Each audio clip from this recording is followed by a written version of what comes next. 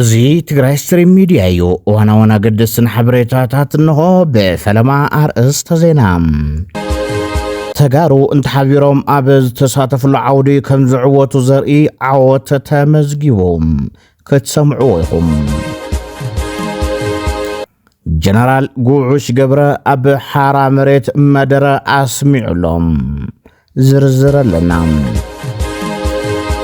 ኣብ መቐለ ዘሎ ስቱዲዮ ደደቤት ሚድያ ናይ ምዕጻው ስጉምቲ ክውሰድዩ ተባሂሉ ሒዝናዮ ኣለና ጀነራል ባጫ ደበሌ ሕወሓት ክነጥፍ ሓግዙና ኢሉ ንመን እዩ ሓግዙና ኢሉ ኣብ ናይ ሎሚ ዕለት ዜናና ክትሰምዑ ኢኹም ፕሬዚደንት ኢሳያስ አፈወርቂ ደብዳቤ ክጽሓፈሉ እዩ ንሎሚ ናይ ዮምን ካልኦትን ዜናታት ሒዝናልኩም ኣለና ላይክ በመግባር ጀምሩ ምስ ወዳእኹም ድማ ሳብስክራይብ ምግባር ኣይትረስዑ ናብቲ ፈላማይ ዜናና ክንሰግር ኣብ ሃገረ ዛንዚባር ኣብ ዝተኻየደ ዓለም ለኻዊ ፌስቲቫል ፊልሚ በትግርኛ ዝተሰርሐት ሓጻር ፊልሚ ኤልዳ ካብ መላእ አፍሪካ ዝመጻ ፊልምታት ብሉጽ ብምዃን ቀዳማይ ደረጃ ሒዛ ተዓዊታ ኣብ ኣህጉራዊ ውድድር ሓጸርቲ ፊልምታት በመሰረተ ክብርታት ትግራይን ትግርኛን ትሳተፍ ዝቐነየት ከያኒት ፍረ ጓል ጋዕሲ ንመወዳእታ ውድድር ካብ ዝተሓርያ 20 ፊልምታት ኣፍሪካ ቀዳመይቲ ብምዃን ተዓዊታ ሽልማታ ትማሊ ተረኪባላ ተዋሳኢት ፍረ ጓል ጋዕሲ ኣብ መድረኽ ኣፍሪካ ብቋንቋታት ትግርኛ እንግሊዝኛን ዓረብን ንዕዱማት እቲ መድረኽ ዳያኖን መምርሒ ዝሃበት ኮይና ኣብ ቅንያት ፌስቲቫል በባህላዊ አልባሳት ስርዓተ ከዳድናን አዴታት ኩናማን ኢሮፕን ራያን ክዳውንቲ ትግራይ መላእ ሓዊሱ ብዝገልጽ ማዕሪጋ ንዓለም ኣብ ባህላን ማንነታን ምልላይ ንአፍሪካ ባህላን ማንነታን አላልያ ተባሂሉሎም ንኸያኔት ፍሮይኒ ጓል ጋዕሲ ከማና ተዋሳኢት ዛ ፊልሚ መጠን ዘርእየቶ ዝንኣድ ብቕዓት ብምሽላማ እንኳዕ ደስ በለኪ ክብሉ ብዙሓት ኣፍቀርቲ ኪነ ጥበብ ይገልጹላለው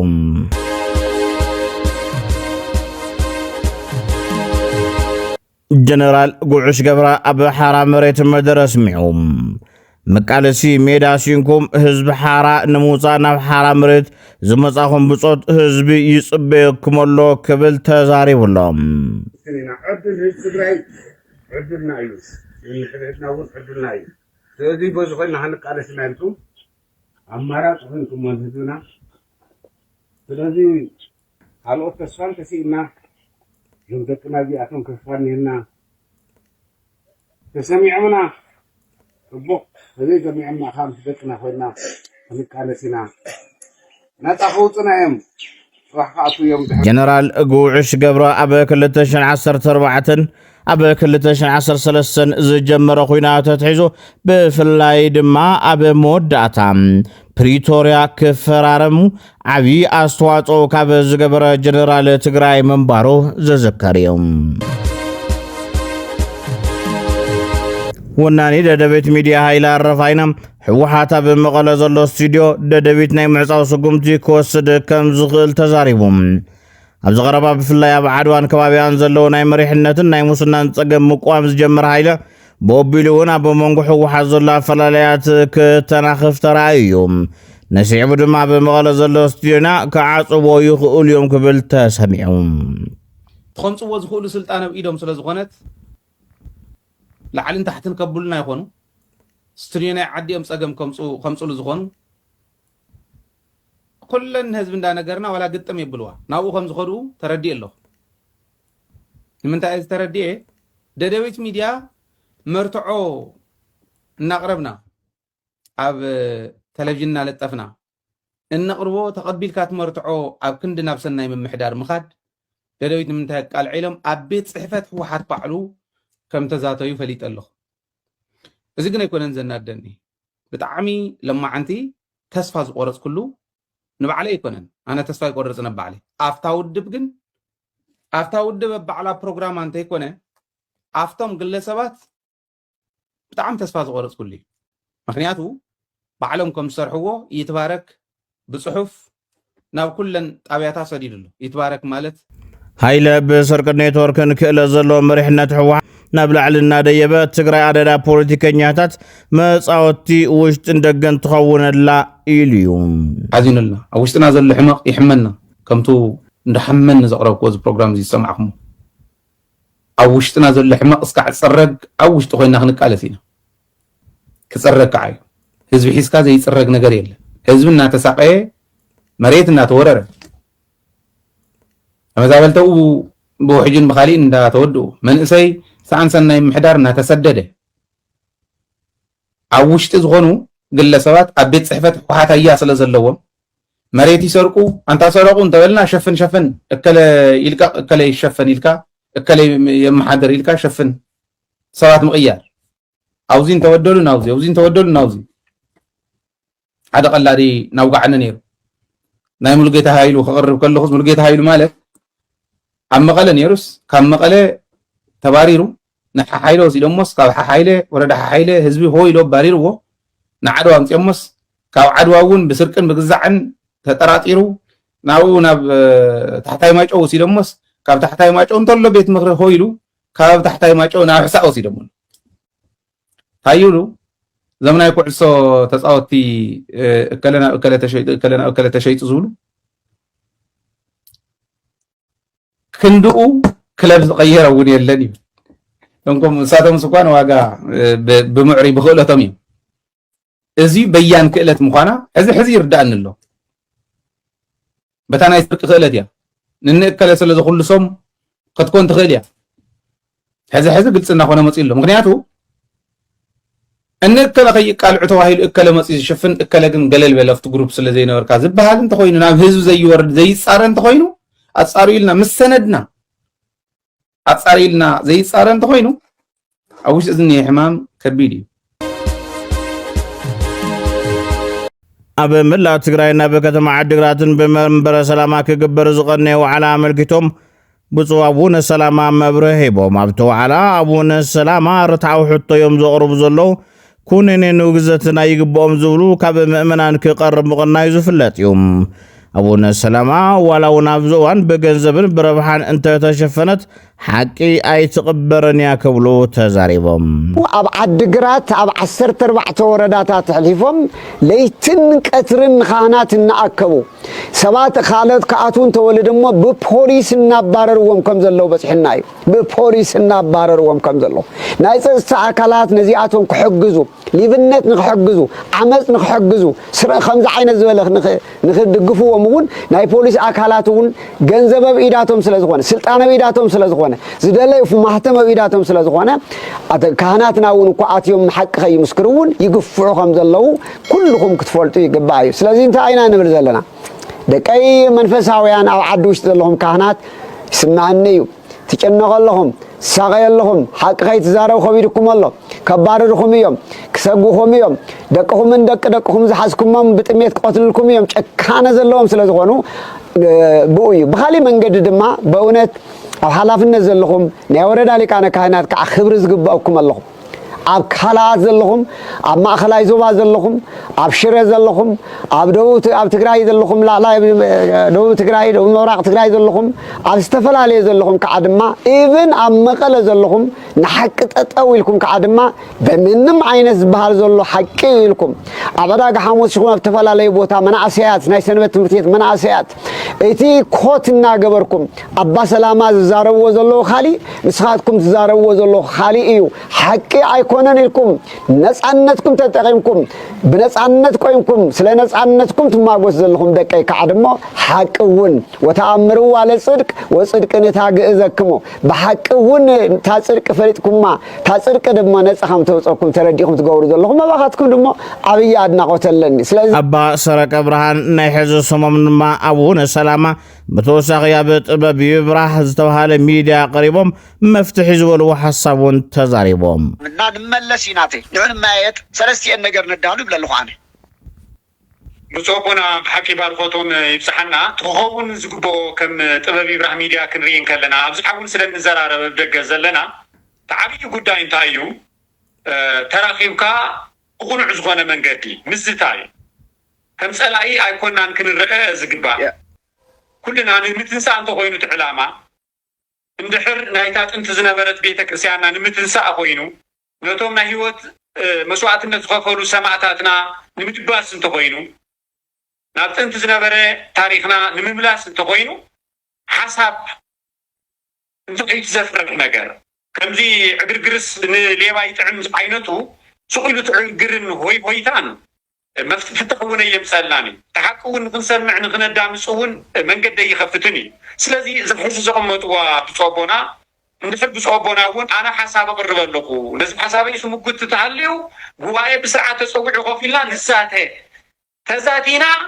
تحت بهناتي ون جيجا انت خوينا جيجا يكامن انت حر نساتهم هليوم تجيجا ون جيجوم امينهم تحق حزنا نهزمنا زربحن نمنبرنا زتنسئن حساب حزنا نخيد تبن نزيئة انتهينا مخنوصال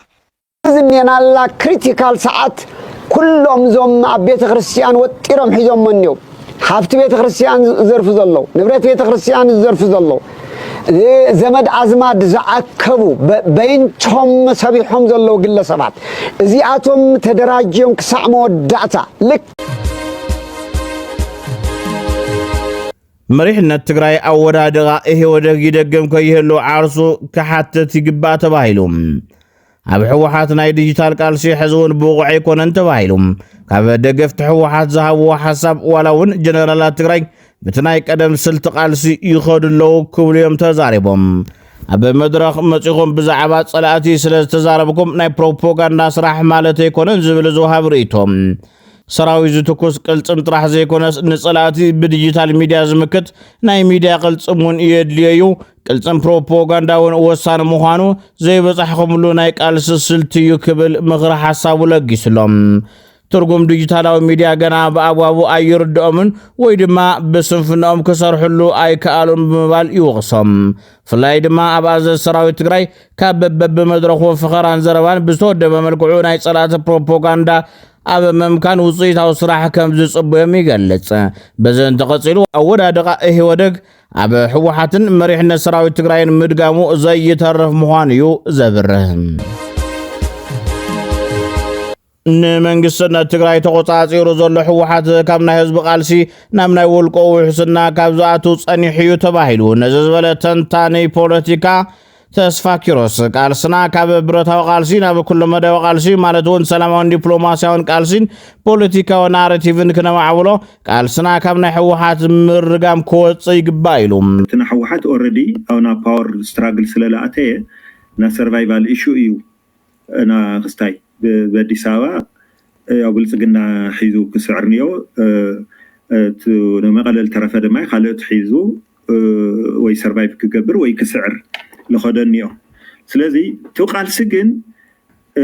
ብረታዊ ጌርና ኢና ንሓስወለና ከዛ ንሕና ነውግዕለና ለፖለቲካዊ ናሬቲቭ እዩ ትብረት ትገለመለ ካፍቱ ፖለቲካል ናሬቲቭ ካፍቱ ፖለቲካ ውሳነ እዩ ልቕዳሕ ስለዚ ፖለቲካ ናሬቲቭና ስቲልኮ ቃልሲና ኔናኩ هذه تو أنا نا كل ما داوي نيرنا إلنا يخوني نا دبلوماسي نيرو نا برت نيرو نا بوليتيكا نيرو خذ كله تنابرت تعرفوا لجازيو دويلو جن مسعود كل الله سراويت كانيه جن عملتها نينا أبسلامي بوليتيكا ودبلوماسي وقالسينا نينا مالتي ስለዚህ እዚህ ለሲ ቃልስ ሙኻኒ ተናብረት ራይ ሆነ ከን ሓስወል ለና አፍቱ ፖለቲካል ቃልሱ ፖለቲካል ናሬቲቭና ዋኑ ነብልልና አባለ ውድበ ሳልሳይ ወያነ ዝኾነ እዚ ተንታነ ፖለቲካ ሞር ትግራይ ካብ ድፋዕ ሕወሓት ወፅዩ ኣብቲ ናይ ህዝቢ ድሕነት መሰረት ዝገበረ ናይ ቃልሲ ዕላማ ይክረግጽ ዘሎ ይብል ወሲኹም ብምዃኑ ድማ በትግራይ ክግበሩ ዝግብኦም ዝበሎም ዋና ዋና ጉዳያት እውን ዘርዚሩሎ ከንእንግደኩም ሳቶም ና ሰርቫይቫል ፖለቲካ ና ፓርቲ ፖለቲክስ አትዮም ፓወር ስትራግል አትዮም ና ትግራይ ጉዳይ ሓዲጎም ኣብ ሰርቫይቫል ኢሹ አትዮም ለሃለ ትግራይ ለምንታይ ላፍት ድፋዕ ዝይላአቱ ለትግራዋይ ካብዚ ካብ ሕወሓት ፖለቲካ ላብና ትግራይ ፖለቲካ አተሞ ና ትግራይ ጉዳይ ታዮም እዩ ና ትግራይ ጉዳይ ኣነ ትዋና ጉዳዩ ና ፖለቲካ ስርዓት ይኾነ ይኸዚ ዓዲ ሒስኻ እዩ ብሄርተኛ ሓይልቲ ኮይኑ ዓዲ ክሕዝሎ ግዛኣት ክህልዎ ኣሎ ግዛኣት ለይብሉ ብሄርተኛ መንነት ከቀጽለ ይኽእል ብሄራዊ መንነት ከቀጽለ ይኽእል ስለዚ መጀመሪያ ታይ ልገብር ለው ተና ትግራይ ተን ተን ልትረዳዳእና አለን ግን ከተም ሕወሓት ልጠለምዎን ና ትግራይ ጉዳይ ታየን እዩ እሰን ኣብ መንገዲ ወሪዶም ላብ ስልጣን ኸይዶም እዮም ጠሊሞም ወንብለና ሰንታየን መሰል ዓርሰ ውሳነ ኢልና ይኾነይ እሱ ብምንታይ ይግለጽ ሓደ ምሕደራዊ ውሽጣዊ ነጻነት የድልየና እዩ ካልኣይ መንግስትና ምጥያሽ ስልጣንና ሳልሳይ ሕገ መንግስታዊ ላዕላውነት ስልጣንና ኤክሰርሳይስና ምግባር እዚኦም እንታይ እዮም ንህዝብኻ ፀንታይ ድሕንነት ምሕላይ ንህዝብኻ ግልጋሎት ምባል ንህዝብኻ ናይ ኢኮኖሚ ልምዓት ከተምፅአሉ ማሕበራዊ ልምዓት ከተምፅአሉ መንግስት ኢትዮጵያ ናብ ሕብረት አፍሪካ ናይ ስሙዕልና መልእኽቲ ከም ዘሕለፈ ተፈሊጡም ጀነራል ባጫ ደበሌ ኣብቲ ናብ ሕብረት አፍሪካ ሕሊፎ ዝተባሃለ መልእኽቲ ሕወሓት ክነጥፍእ ንደሊና ህዝብ ትግራይ ከይንማላላግን ሓጉዝና ዝብል መልእኽቲ ከም ዘሕለፈ ተፈሊጡም ባጫ ደበሌ እውን ሕወሓት ሙሉእ ብሙሉእ ክነጥፋ ኢና ህዝቢ ትግራይ ግን ሕወሓት ሙሉእ ብሙሉእ ክነጥፍእ ከለና ከይልከም ከይጠፍእ ከስተውዕል ክኽእል ኣለዎ ንዝፍጠር ቀውሲ ተሓተቲ ሕወሓት እዮም ኢትዮጵያ ትግራይ ሙሉእ ብሙሉእ ክተጥፍእ ዓቕሚ ኣለዋ እዩ እንተይ ጠፍአት እናሃሎ ትግራይ እንተይ ጠፍአት ተርኩቡላ ኢሉ ንኣፍሪካን ዩኒየን እዩ መልእኽቲ ዘሕልፍ ባጫ ደበሌ ሕወሓት ክነጥፍእ ኢልና ህዝቢ ትግራይ ሙሉእ ብሙሉእ ከይነጥፍእ ንፈርሕ ኢና እዩ ግዝያዊ ምሕዳር ገልቢጦም ንባዕሎም ፕሬዚዳንት ኢሎም ዝሾሙ መንግስቲ ኢና ኢሎም ዝሾሙ ሕወሓታውያን እዚኣቶም ኣዋጅ ኣውፅኦም ብጣዕሚ ምዕነው ዝኾነ ነቲ ከባቢ እውን ዘስግእ ንትግራይ ጥራሕ ዘይኮነ ነቲ ከባቢ እውን ዘስግእ ኣዋጅ ኣውፅኦም ናይ ክተት ኣዋጅን ናይ ግዳጅ ምልመላን ኣዋጅ እዩ ጠቕላላ ህዝቢ ከውድእ ዝኽእል ዕጡቃት ከም ቁፅር ተዋጋኢ ናብ ጎረቤት ሃገር ናብ ሱዳን እንዳለኣኹ እቲ ኣዋጅ ብህፁፅ ንክስረዝ እንተዘይጌርና ነንባዕሉ ተባሊዑ ንክዋዳእ ዝገብር ነቲ ከባቢ እውን ቀውሲ ዘምፅእ ኣብ ወዲ ሰብ እውን ናይ ሞት ፍርዲ ዝኾኑ ጉጅለ ተኣኪቦም ናይ ሞት ፍርዲ ዝፈርድሉ ኩነታት እዩ ተፈጢሩ ዘሎ ናይ ትግራይ ጉዳይ ናብ ዝኸፍአ ይኸደሎ እሞ ኣፍሪካን ዩኒየን ኣርክቡላ እዩ ዝብል ባጫ ደበሌስ ሓዚኑልና ኢኹም ዝብል ፕሬዚደንት ሉዓላዊ ባይቶ ስግግር ሱዳን ከምኡውን ዋና ኣዛዚ ሰራዊት ሱዳን ዓብድልፈታህ አልቡርሃን ሓይልታት ቁልጡፍ ሃብቲ ደገፍ ዕጥቆም ክፈትሑን ክብተኑን ናብ ዘይገብር ድርድር ከም ዘይኣቱ ምግላጹ ሱዳን ትሪቡን ጸብጺቡ አልቡርሃን ካብ ፖለቲካዊ ሓይልታት ሱዳን ናብ ሰራዊት እቲ ሃገር ምምዕራይ ክግበር ዝቐረበ ጻውዒት ዝምልከት ኣብ ዝሃቦ መልሲ ድማ ጉዳይ ሰራዊት ሱዳን ንፖለቲካዊ ሓይልታት ዝምልከት ከም ዘይኮነ ብምግላጽ ተቐባልነት የብሉን ክብል ነጺግዎ ኣሎ ወሲኹ ድማ ሰራዊት ሱዳን ዓወታት የመዝግብ ከም ዘሎ ብምግላጽ ነዚ መርኣያ ድማ ንግዝኣታት አልጀዚራ ዋይት ናይልን ካርቱምን ካብ ሓይልታት ቁልጡፍ ወሃቢ ደገፍ ነፃ ምውፅኦም ጠቒሶም ኩናት ሕድሕድ ሱዳን ኣብ ክልላት ብሉ ናይል ሰሜን ካርዶፉን እናተኻየደ ኣብ ዘሎ እዋን ኮይኑ ኣብ ዝሓለፈ ሰሙን አልኦቤድ ኣብ ዝተባሃለ ቦታ ብክልቲኦም ሓይልታት ብዝተፈጸሙ መጥቃዕታት 23 ንጹሃን ዜጋታት ከም ዝተቐተሉ ዝተፈላለያ ማዕኸናት ዜናታት ዓለም ምጽብጻብን ዝዝከር እዩ ኩናት ሕድሕድ ሱዳን ናብ ጥቓ ግዝኣታት ደቡባዊ ኢትዮጵያ እናተጸግዐ ከም ዘሎ ዝፍለጥ ኮይኑ ዛጊደ ንኩናት ሕድሕድ ሱዳን ዝቐረበ መፍትሒ የለን ፔን ኢንተርናሽናል ዝተባሃለ ተጣባቀ ሰብአዊ መሰል መንግስቲ ኤርትራ ንዳዊት ይስሐቅን አማኑኤል አስራትን ሓዊሶም ንልዕሊ 25 ዓመታት ኣሲርዎም ንዘሎ 12 ጋዜጠኛታትን ብሎገራትን ብዝምልከት እቶም እስራት ብህይወት ከም ዘለዎ መረጋገፂ ከብን ተሓታትነትን ፍትሕን ከውሕስን ሓዱሽ ዓለማዊ ወፍሪ ጀሚሮም ተተካል ከም ዝገለጾ እቶም ጋዜጠኛታትን ብሎገራትን ዝተኣሰሩ ሓሳባቶም ብምግላጾም ከምኡውን መንግስታዊ ለውጢ ክግበር ብምሕታቶም እዮም እቶም ኣብ ውሽጢ ሚስጥራዊ ቤት ማእሰርቲ ዝርከቡ ጋዜጠኛታትን ብሎገራትን ምስ ጠበቃታቶም ወይ ስድራ ቤቶም ክራኸቡ ከም ዘይኽእሉን ካብ ሕክምናዊ ረድኤት ወፃኢ ከም ዝኾኑን ኣፍሊጡሎም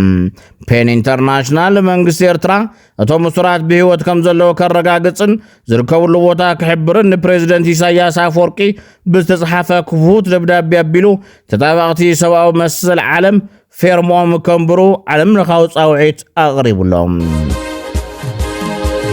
أبا أوروبا زقاطم لعول مغت هيت ويف نبزحات آسم بيدولهم ودبت عنا علم WHO ما بزوصو مقلتي أوجت حدث من طرح لعلي حدشحن 3 بسنك تخبير مغت هوتم كم زحالفو فليطلهم اتساقما ببزحات أقرات أوروبا نقرد كم زلون تحبيرهم بمسارة حبريتات ودب أوروبا أستات 291 مليون هزبي ن 35 ديجري سلسيوس لعليون زبصح موت تقاليصلهم اتونتات بفلاي دما بهاجر جرمن تشيك ريبوبليك هانغارن بولاندن ازيو خبير كويدلهم كاب تركو صايا بزلو خفال اوروبا دما أستات 381 مليون هزبي لعلي 30 ديجري سلسيوس زبصح موت كم زقات أما تفليتهم أبا فرنساي دما تصقم كابزا حلف روع جميرو أزيو وسيخلهم وانا دايركتر ودب تعنا علم دكتور تيدروس الحنم نتزقات محادقة بمقم كام أبا حبوريتهم قدم أبا حدا ولدو حدا جزي طرح زقات مزنبرا متن مغد هزقنا بعمت عمت زقات مغينهم زينا أير نبرت لوطين أوروبا طرح سيكونس عالم ملوز الشغل ترأيوكم زخونات انقغلهم أوروبا بتي ما خلي عالم مغد بعصف زل على فتنة تموء من اللواء تزعابي حدقا كم زخونا كيلا تاتي يقلتم أبا موداتا أمريكان إيران أبزن زحلف خلطة معالتاتم كابتي زختمو اسممعو صايت تقاقيعن من بارن زفلت يوم كلتين هاقرات نوتم متقعتات دو كبلهم كما تسمع معد ما حدا لعلواي بعالي سلطان أمريكا حبير لهم كلت يوم وقناتا برسخة مع كواتار زغونة دوهان سولوس كراخبو تثبيت كمز قبر لهم اكسيوس زتبها لميديا قليسهم مس تراخبو ما كان مزرار باروستهم ጉዳይ መጻቦ ሆርሙዝ ከም ዝኸውን ወነት ሚዲያ ወስኹ ይረድም ክብራት ተኸታተልትና ነሳዕ ዝሓዝናዮም ዜናታት ነዞም ተኸታተልኩም ይመስሉ ነይሮም በትሕዝቶናና አቀራረባና ተፈቲኹምና ሰብስክራይብ ብምግባር ሕለፉ ሰላም ንህዝቢ ትግራይ ሰላም ንኹሉ ወዲ ሰብ